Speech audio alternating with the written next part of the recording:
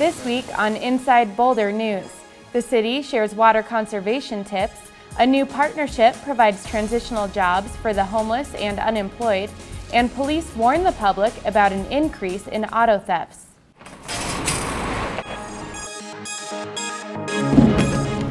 Welcome to Inside Boulder, featuring topics and stories that impact the community of Boulder, with Patrick Von Kaiserling and Jennifer Bray. And on the news desk, Natalie Wood and Mike Benuelos bring you the stories making headlines in the community this week. Inside Boulder News starts now. Welcome to Inside Boulder News. I'm Natalie Wood. Recent rainfall has brought some much-needed moisture to Boulder, but with the return of hot and dry weather, residents are asked to be conscious about their water use. The City of Boulder is requesting that water customers limit their use when possible, especially for outdoor irrigation. Here are some tips on how you can help minimize outdoor water use.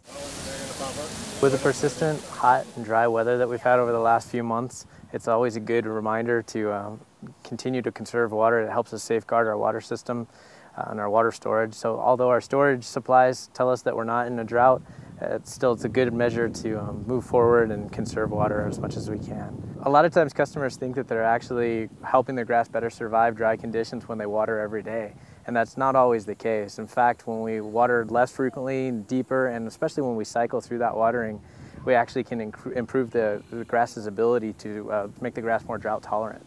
Outdoor water customers can conserve water by reducing their irrigation, so that means they can dial back control clocks. If they don't have a control clock where they can use the weather to better irrigate, we can actually offer rebates on smart controllers as well as match precipitation rotary nozzles. Combined, in a perfect system, we find that those two components can help reduce water use by up to 30%. You can learn more efficient irrigation techniques at the Boulder Water Conservation Fair on July 21st. The family-friendly fair at East Boulder Community Park will feature xeriscape demonstration gardens and tons of water-reducing techniques. The Parks and Recreation Department is excited for the upcoming Boulder Water Conservation Fair. It not only gives us an opportunity to showcase all the strides that we've taken through our system to conserve water, but it also provides an educational opportunity for the public to see it hands-on, especially with the turf plot gardens and the water-wise gardens we have on site here. A program in Boulder is dedicated to helping put homeless and jobless people back to work. At the time I came here, I was desperate. I had a hard time finding work. I didn't know where to go, and someone told me about the Bridge House program and all the resources they had there, and they've helped me out. It's really a win-win partnership between Bridge House and the City of Boulder. What we were able to do was to be able to start with a pilot, privately fundraise to get our crew out working for the city, and really providing a dual benefit. Giving homeless folks an opportunity to get back in the workforce, start earning money again, start saving money in order to get out of homelessness. And it provided the City of Boulder with some extra hands to really help with the great amount of work that they have to do. City staff helped them with training program, safety program, and setting up communications between the two groups to make sure it worked. I'm back in the workforce, you know, I got my confidence up, feel really good. It's done me a lot. Got me a full-time job now, finally. I've been looking around the past 6 months, and it helped me a lot, looking for it. References, redoing my resume. What they do is sort of basic service for maintenance. They do a lot of weeding. The Pearl Street Mall and the Civic Center area are both pesticide-free, so we don't use any herbicides in the landscape. So we have a lot of weeding for them to do. Graffiti removal, picking up litter and trash. These guys are really motivated and very dedicated, and it sort of fits with the Parks and Recreation mission because our mission is about improving quality of life.